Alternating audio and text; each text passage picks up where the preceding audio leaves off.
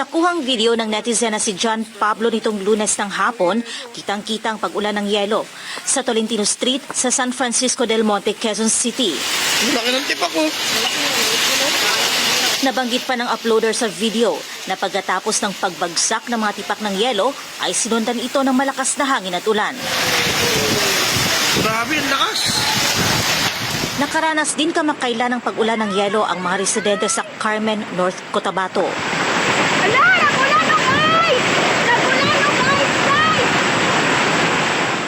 Gayon din sa ilan pang bahagi ng bansa.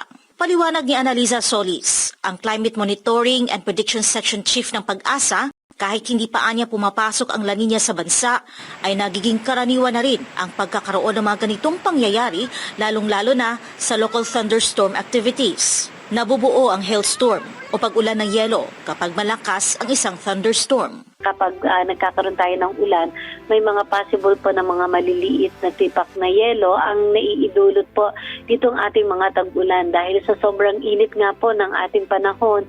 So itong mga severe thunderstorm cloud po ay posible pong ma-form. Idinagdag pa ni Solis na mas nagtatagal ang tubig sa loob ng maulap kaya nagiging yelo na ito. Wala na ring pagkakataong matunaw ang mga yelo kapag bumagsak na sa kalupaan. And dahil sa sobrang severe niya at napakalaki, kung halimbawa po siya ay papatak dito sa ating kalupaan at mababa po yung base ng cloud na iyon, so posible siyang pumatak as yelo or maliliit na tipak na yelo, hindi siya natutunaw kaagad habang bumababa sa kalupaan. Ang mga naranasang pag-ulan sa ilang bahagi ng bansa, ayon sa Pag-asa, ay hudyat na posibleng magkaroon na o magsisimula na ang nalalapit na tag-ulan. Sa anunsyo ng Pag-asa, inaasahang magsisimula sa ikatlong bahagi ng taon o sa Hulyo ang La Nina. Sa katunayan, naghahanda na ang pamalaan sa inaasahang pagdating ng La Nina nitong mga darating na buwan. Sa bahagi ng Department of Interior and Local Government o DILG, sinabi ni Undersecretary Marlo Idingan na marami ng ugnayan na ginagawa ang ahensya sa mga lokal na pamahalaan. Lalong-lalo na anya pagdating sa pagpapatupad sa mga protocol na nakapaloob sa operation list kaugnay ng disaster preparedness. Ito ay meron tayong ginawang disaster preparedness manuals para sa ating mga lokal na pamahalaan, lalong-lalo ng paghahanda sa mga bagyo at sa mga localized weather disturbances.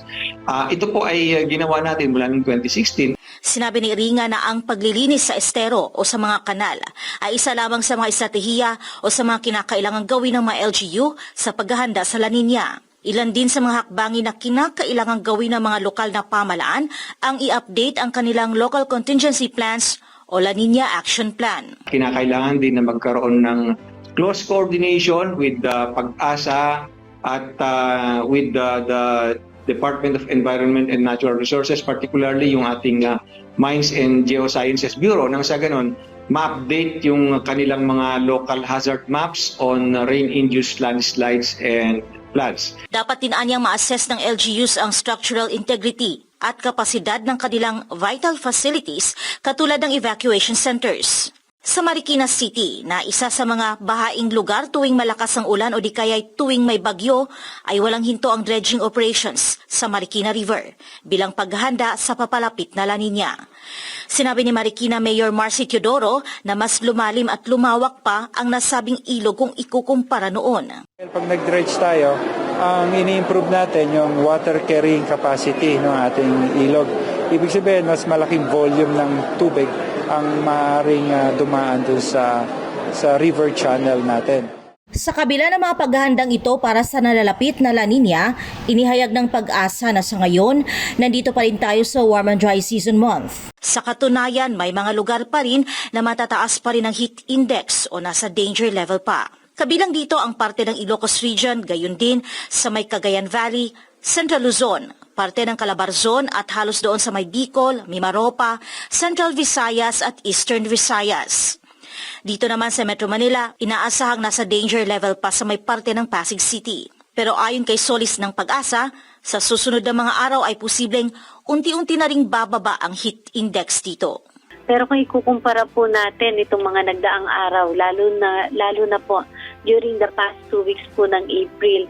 Medyo mas matataas po yung ating heat index na umaabot ng more than 50, pero sa ngayon po ay wala naman po tayong nakikita sa ngayon. At least ang pinakamataas mga around 47 to 46.